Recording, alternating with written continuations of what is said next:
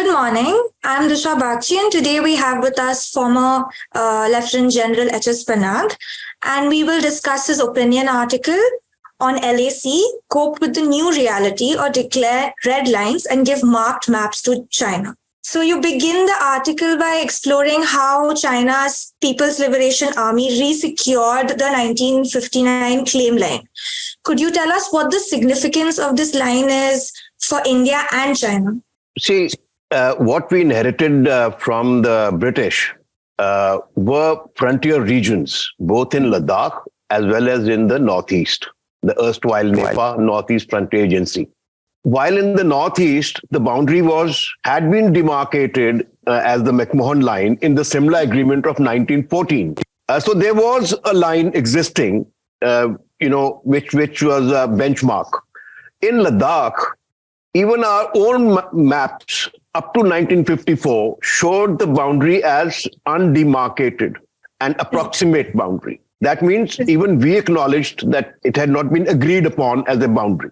In 1954, Prime Minister Nehru ordered, when we first time realized that the Chinese are likely to lay claims to our territory, we sort of unilaterally demarcated our borders and we went by the historical records available with us, and which are now marked on our maps, and that's the full complete accession as well as the McMahon line. Up to 1959, the Chinese had never formally laid any claim to either Aksai or to Nefa. However, there were reports that the Chinese have started intruding into Aksai. Then they built a road, that is the Xinjiang-Tibet Highway, presently called G219, and that was, I think, inaugurated in 1957 or so. Oh, that's the time India lodged a formal protest about this line passing through our territory. But the Chinese remained ambiguous. They said it's unsettled borders. We will discuss it in due course. In 1959, on 7th of November, Chou En-lai wrote a letter to Prime Minister Nehru, where first time this line came to the fore, that is the 1959 claim line. There was earlier a 56 claim line also, which appeared on the Chinese maps, but it was never conveyed to India. So the 59 claim line, Chou En-lai said at that time was that what we can do, both sides should do, is to avoid any confrontation, because the incident at Konkala had already taken place, in which 7 policemen had died, and some were taken prisoners. And also the Longju incident had taken place in the Northeast. So what he said was that we withdraw 20 kilometers in the east from the McMahon line. Both sides should withdraw 20 kilometers. And in Ladakh, we should withdraw 20 kilometers from line of actual control. That is the position as occupied by us, both sides, on 7th of November, 1959. Prime Minister Nehru said that, look, this line is not acceptable to us. We do not know what is the demarcation. We do not know what is the actual line which is being held by the Chinese troops, etc. So this was the first time the word line of actual control came into being. First time. Now then, based on this, when Prime Minister Nehru said, we do not know what's your claim line, in 1960, talks were held between officials of China and India, formal talks. And they were held in Delhi, they were held in Bangkok, in Burma also, and at a number of places, but they were formal talks in which our side asked the Chinese for the coordinates of the 59 claim line. And they gave us 17 points, longitudes and latitudes. And they also said it's approximate. So that's what the Chinese claim line came to be, as they call the 59 claim line.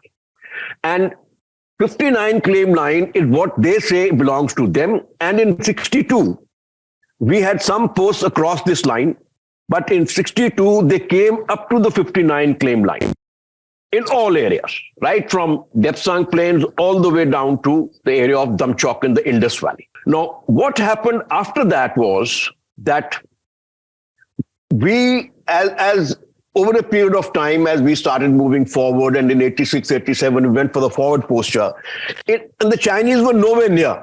In fact, right up to the time I was Northern Army commander in 2008, the Chinese never ventured into these areas. I mean, they just had one odd post in Chishul and one odd elsewhere, and odd patrol here and there, but they never really ventured.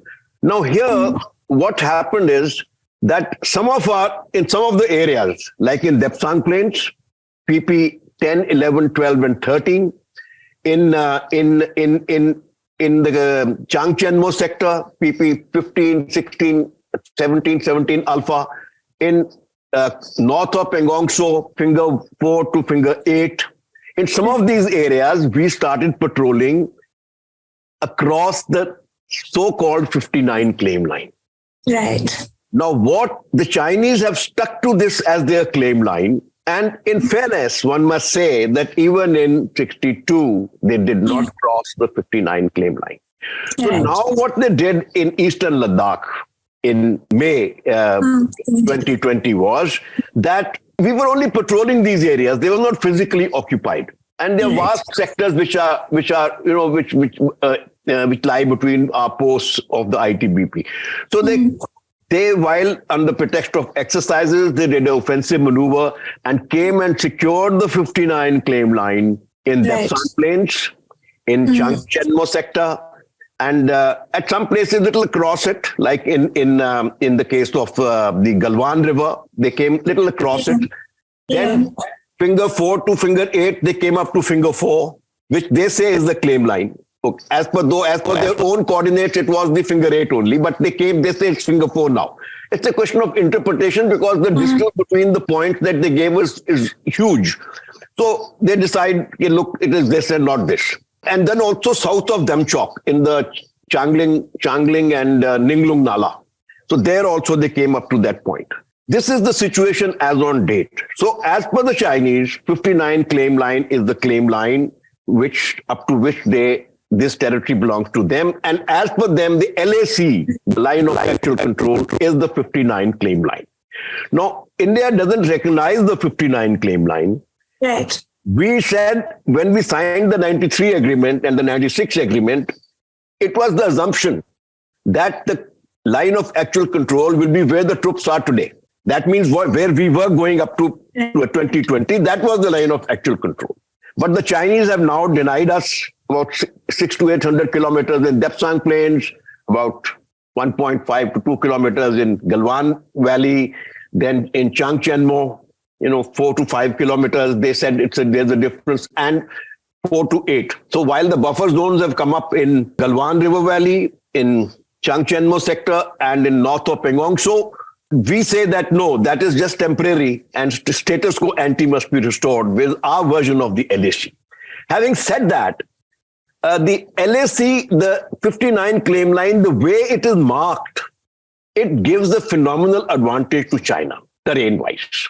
It gives a phenomenal terrain advantage, and large areas of our territory become defensively untenable. There's a disadvantage to us. But if you look at the historical background and you look at that, at some stage the Chinese had agreed to settle the 59 claim line in exchange for agreeing to the McMahon line.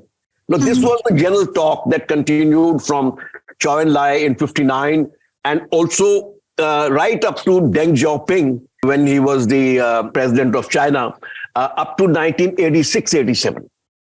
But thereafter, they gave up this. But for the future, it could still be a negotiating point. Though our parliament has passed a resolution that we will recover all lost territories, but 59 claim line here, because it is not practical for us in the near future unless China collapses for us to take back accession. Right. It's not practical. And when both are nuclear powers, neither can they make any substantial gain, nor can we. Yes. So it could be a negotiating line for the future, give and take here and there. 59 claim line in Ladakh and the McMahon line, after both sides agree to the actual alignment in Nepal. Right. So as you mentioned, China secured approximately 1,000 square kilometers of territory in the Galwan Valley. So what has been the impact in the overall region? So what has been the impact of this development on India's defense measures along our borders, especially in that particular region? The thing is, as I told you, that the alignment of the 59 claim line gives the phenomenal terrain advantage to China. Right. Now, the way they have aligned it, for example, take the Depsang Plains in the Daulat Beg Oldi sector. The way it is aligned, the DBO airfield is only 10 kilometers from the line. Oh. That means it'll come under fire from day one. So our only lifeline. Then the road can be cut off at number of places. Similarly, in all these sectors, the line is so aligned in favor of China that it gives them advantages. So now they have secured that advantage. So the terrain advantage lies with them in Depsang Plains. It lies with them in Galwan, because from there they can cut off the road to DBO sector. And it lies with them in Changchenmo, because a huge chunk of territory can be usurped by them. And similarly, north of Penghongshu. There's only one area where the Chinese have not come in, and that is the Damchok area. Right. Damchok to Phukche is a 30-kilometer belt. There they have not come up to their claim line. And the reason is that the 93 agreement says that habited areas will not be disturbed, as we have villages at Damchok and Koyal and all these areas. So that area, they have left it as it is. Now, so we are at a disadvantage if the Chinese are sitting on the 59 claim. Of course. Now, but what has happened is that once it happened, once we were surprised, let there be no doubts about that. And but once we recovered from the surprise, our deployment, has ensured that China makes no further gains. Of course. Now, we have not done a quid pro quo per se by going in across the LAC into China. What we did at the Kailash range was occupying an important area in our own side of the LAC, which gives us the advantage. So that led to a lot of negotiations. So, but our deployment has brought about a kind of a stalemate. Okay. After the negotiations have taken place north-south of Penghongshu, in Galwan and in Changchenmo sector, buffer zones have been created. Now, there's a stalemate. Why I say there's a stalemate? And stalemate is disadvantageous to China, because China is a bigger power. What it expected was that India would buckle in and capitulate, and agree, okay, we agree with whatever you have done, we agree to the 59 claim line or whatever. But we did not. We contested their claim, while they have surprised us and gained 1,000 square kilometers. But now we are sitting, exactly in strength, as much strength as they have. Both sides do not want war because of uncertainties. The Chinese have not fought a war since 1979. And what has happened in Ukraine, that the outcome of a war, no matter how powerful you are, is uncertain. So China cannot take a chance by triggering an escalation. Of course. Now, people ask the same question, why can't the Indian Army do something? Well, Indian Army can also do something. We have options, because both sides are nuclear powers. You can't have full-scale wars. At some stage, nuclear weapons come into play, brinkmanship comes into play. Same problem is there with our government, because the outcome of what happens after you escalate or you do a quid pro quo is uncertain. Now, this can be a political kind of harakiri for any government in India. I'm not talking of the present government, any government in India. I mean, you cannot have a territorial reverse on our borders anymore. And so at this juncture, I would say that we are at a disadvantage, because they have got the 59 claim line vis-a-vis what the situation was up to 2020. But there's a stalemate prevailing, and China cannot make any more gains, and stalemate is disadvantageous to China. In fact, in real politics, you say that stalemate for a bigger power is a defeat. Right, of course. Okay, something like that. But I won't say that because we have not been able to, neither we were able to deter it, nor we are able to make it change its stance. So both sides are, what it appears is that eventually negotiations will have to take place. Though current Chinese thinking is that make India commit its resources and it will at least be detrimental to its economy, keep the pressure on. It will not align with USA in totality, etc., because they consider USA as their primary enemy. So all these things will continue, but at the moment, the stalemate prevails. So you mentioned as one of the ways to better India's security strategies is the need for a national security strategy, which India doesn't have right now. For any nation, you decide as a nation, you carry out what is called a strategic review, in which you decide that what are the threats we face, economic, military threats, and from whom we face these threats, and in what time frame are we likely to face these threats. And so this is called a strategic review. Now, based on this, since about 1950 onwards, it began with the United States, and now almost all countries do it. So countries then give out their national security strategy. Now, national security strategy is that these are the threats, internal, external, economic threats that the nation faces, and this is how we will cope up with it. This much we can do diplomatically, this much we can do militarily. Then it broadly lays down how it will, defend its territorial integrity, it will defend its national interests.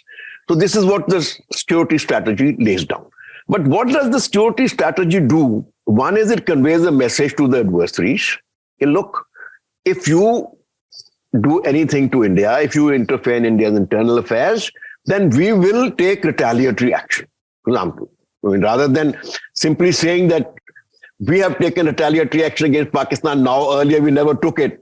I mean, if you had a strategy which says that we will take retaliatory action, okay, like Pakistan says, Pakistan's strategy is very clear. They say that we will also respond, something like that. A message to the adversaries that this is how this nation will respond. Number two, it lays down for all organs of the government, including the military, how we'll safeguard our interests, our national interests. For the military, it spells out what kind of wars are we going to fight? What is the kind of force level we require? How much is the budget that is likely to be available to us? How much should we tackle diplomatically, and how much should be tackled militarily? So from there flows out the size of the armed forces and the kind of armed forces, the kind of capabilities it must have.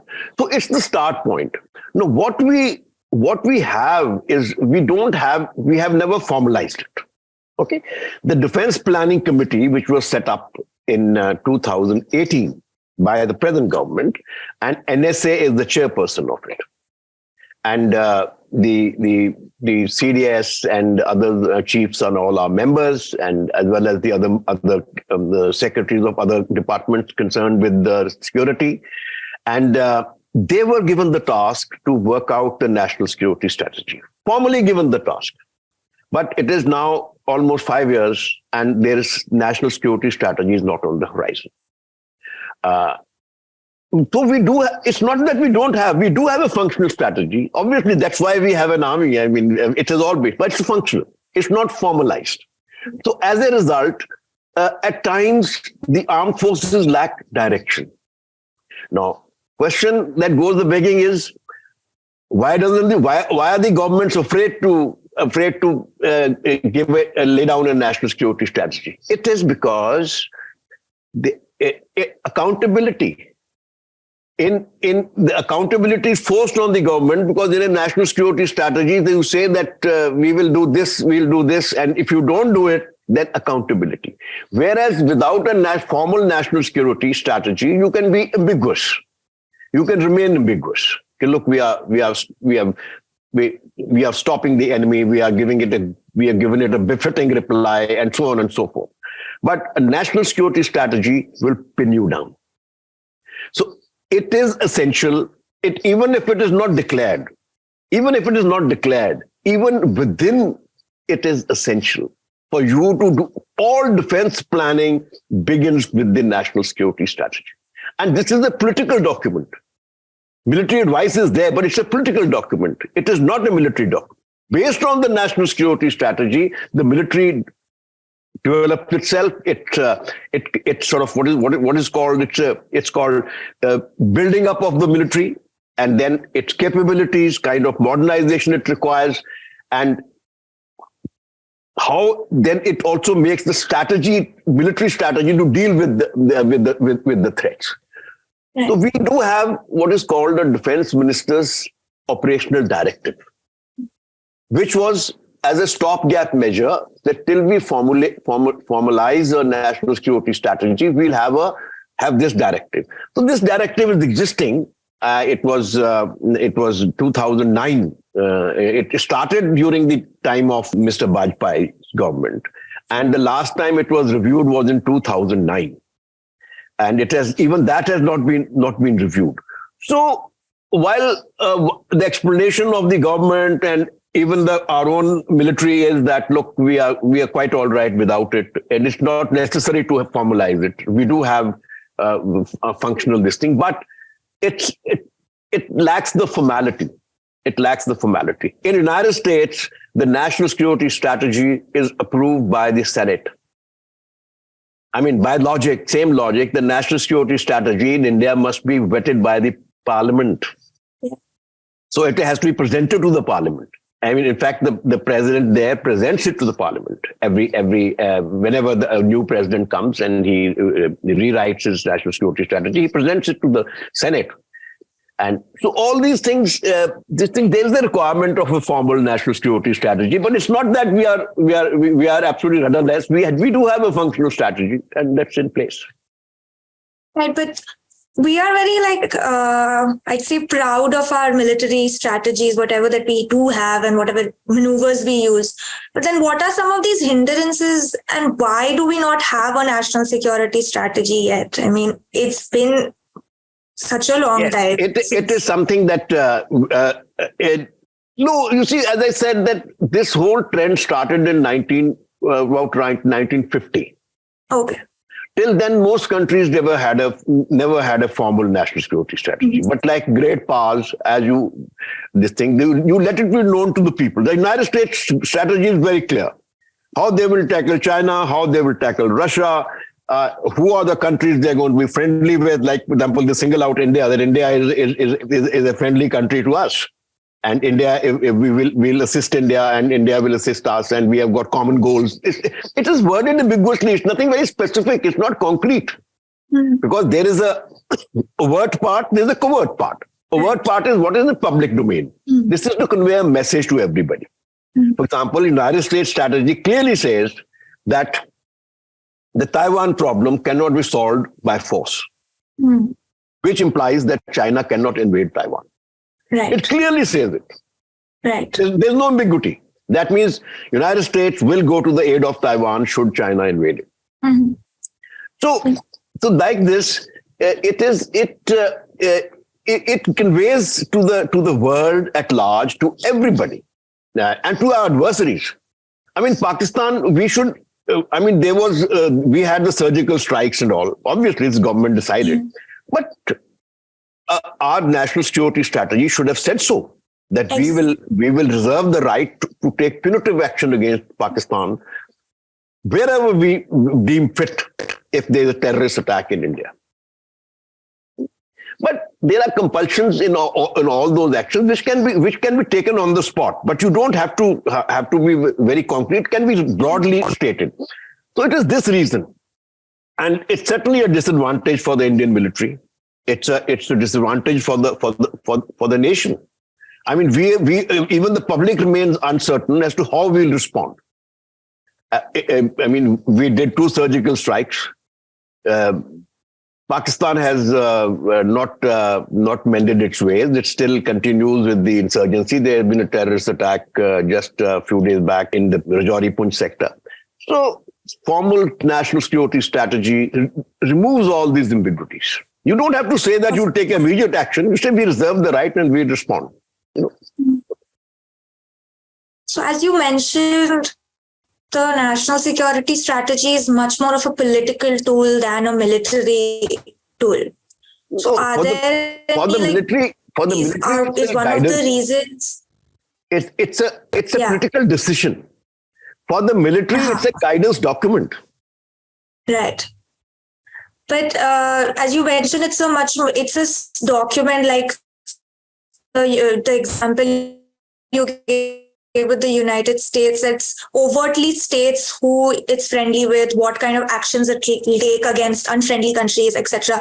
So diplomatically, do you think India looks at being this overt and obvious about who are friendly countries as sort of a diplomatic disadvantage? Because we like to be a little bit on a neutral stance with most countries that, we don't want to show that we're completely friendly with everyone. And completely as I said, national security strategy enforces accountability on the government, especially related to the military threats. Right. And absence of a national security strategy allows you a phenomenal amount of flexibility. Phenomenal amount of flexibility. In any case, no nation states in concrete terms. Like hypothetically, we are today got very friendly relations with the United States, and we are having very good kind of military and non-military agreements with them, and you can interpret it that we are today in a sort of alliance with the United States, though we never say that. Yeah. So if a stated national security strategy pins you down to be accountable, whereas without it, you can be more flexible. Like we have shown our flexibility, diplomatically with in relation to Russia, to China, and despite we look after our interests, we are getting the oil from Russia, and despite the embargo placed by the United States and everybody. Now, similarly, there's never anything. There are no strict lines or anything black and white. Like America also knows that India will retain its strategic autonomy. When you state it formally, it does pin you down, particularly in relation to military matters. And in diplomatic relations, it gives you an advantage that you can be flexible as far as dealing with other nations are concerned, including with their potential adversaries, including with China. Or including with Pakistan. After all, we have had talks with Pakistan. We can have talks with China tomorrow. So it gives you a lot of flexibility. A stated national security strategy, unless reviewed, pins you down. Right. Okay. So my next question looks at, what has been the impact or shifts in both India and China's military strategy across the borders since 2014, since the Modi government took over? After 1962, most of the governments that have been in power, they have followed a kind of a policy of strategic restraint. Now, strategic restraint is that we should not directly challenge China, till such time we are economically strong. Or as strong, and militarily we are transformed and we are as strong as China. Till that time, we follow a policy of strategic restraint. Don't directly challenge your adversary.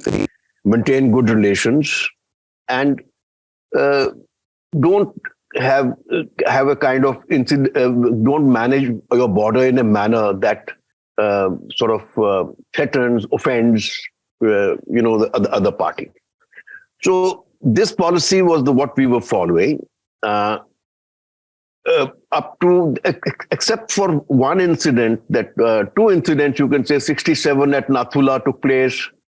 After that, again, we went back to strategic restraint. Then 86, 87, we had the Sumdrong Chu incident, in which Up to that time, we never used to man the LAC. We never used to go up to, our defenses were well short of the LAC, again, under the policy of strategic restraint. But what happened is that we found that in 86, 87, when China was again doing some nibbling in the Tawang sector, so that time, as per the government's policy, we said, okay, let's assert control over our own territory, and we moved forward to the LAC. That we adopted the forward posture in 86, 87. Thereafter, at that time, incidentally, the GDP of India and China was almost at par. Mm-hmm. And India had recovered from 62. It had already taken part in 65 and done well. It had 71 was an outright victory for us. And between 71 and 85, 86, a lot of reforms had taken place to the Indian army. So militarily also, we were in a very good, strong position. And China was economically, militarily, we were at par. So you see the result of 86, 87 confrontation, it was stalemate. Both sides agreed to disagree. Mm-hmm. And we stuck to our ground and we held on to wherever we were. Chinese pulled back from where they were, where they had intruded as per us. After that, the government again followed a policy of strategic restraint. Don't challenge China, maintain good economic relations, have good trade. You know, our trade is thriving. It's close to now $120 billion annually.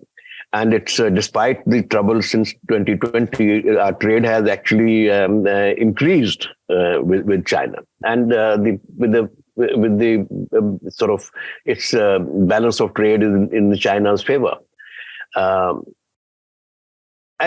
our industry also benefits from it because their finished products are much cheaper than what we get from elsewhere from the West.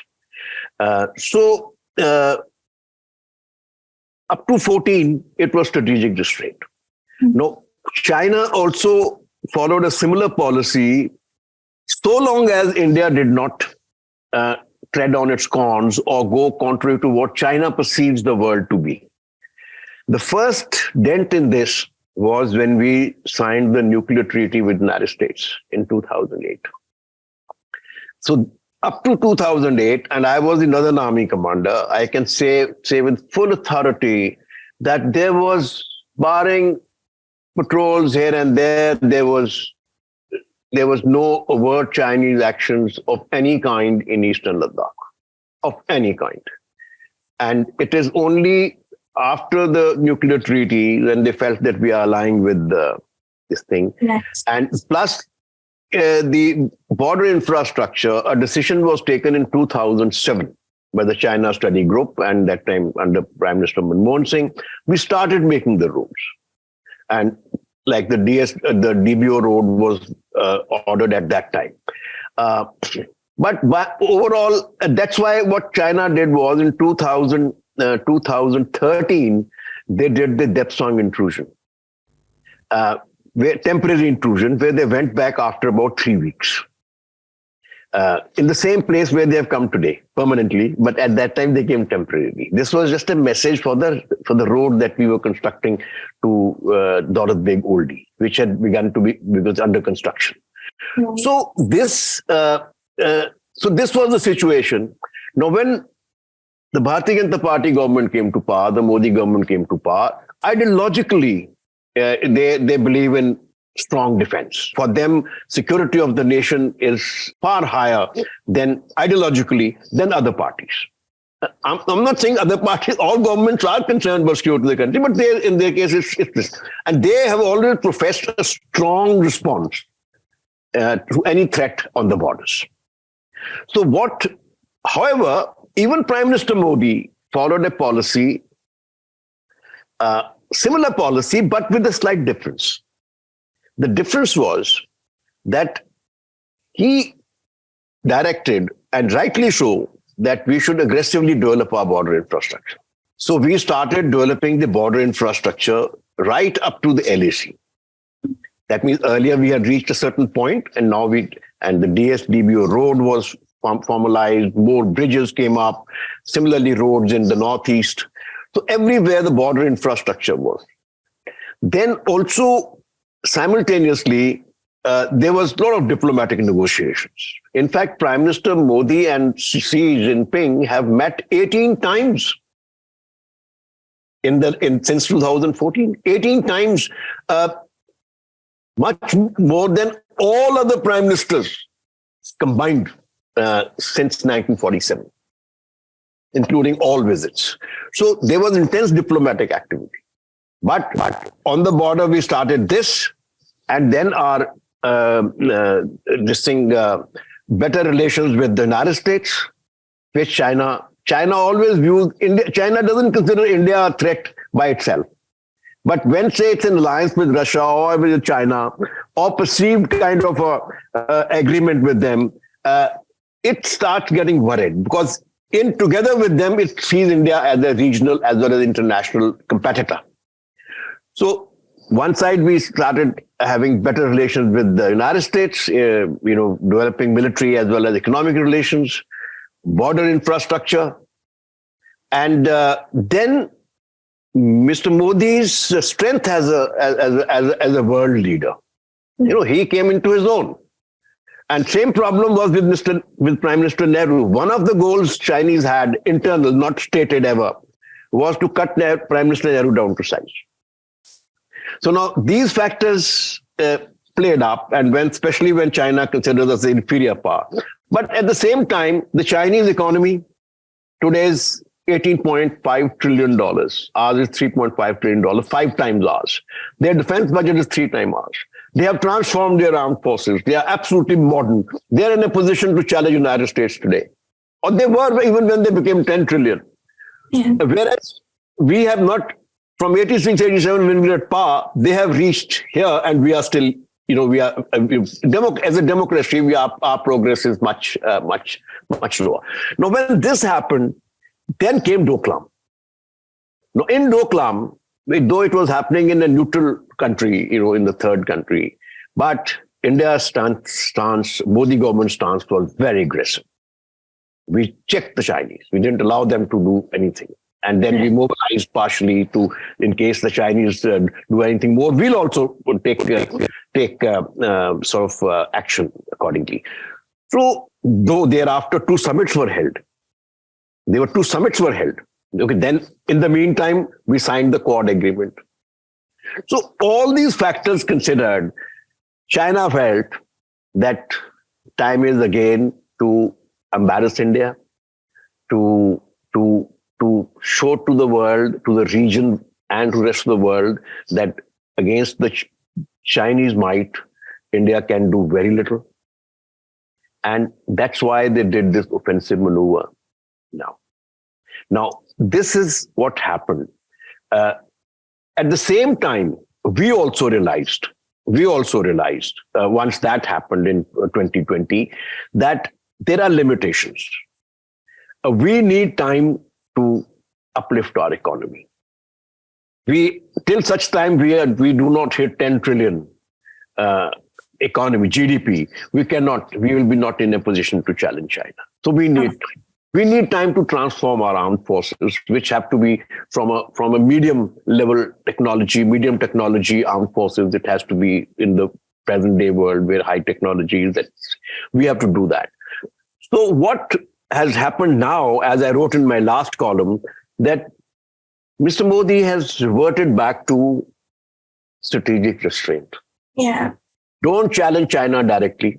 Maintain good economic relations, maintain good relations. At the same time, don't allow them to embarrass us anymore. Mm-hmm. Right? And there I can also settle what we had discussed earlier. That is why I have spoken of the red lines. That while strategic restraint is fine, we need time. China wants to be the preeminent power in the world in 2049. That is the 100th year of the People's Republic of China. And we have got 2047, we got the 100th year of our independence. Our logical goal should be, we should be definitely between 10 to 15 trillion GDP. Our armed forces should be transformed. Then we are in a position, while fine, China may be the preeminent power in the world, or at par with the United States, but we are close seconds. We are also in a position to challenge. So this should be our goal by then. So this is what Mr. Modi has now appeared to that he has decided. At the same time, we do not want China to embarrass us anymore. So consequently, we have kept up military posture very strong. Well, thank you so much, General, for discussing your column. I think we've all got a much better understanding of what is happening in our borders, as well as India's defense and security measures. Thank you.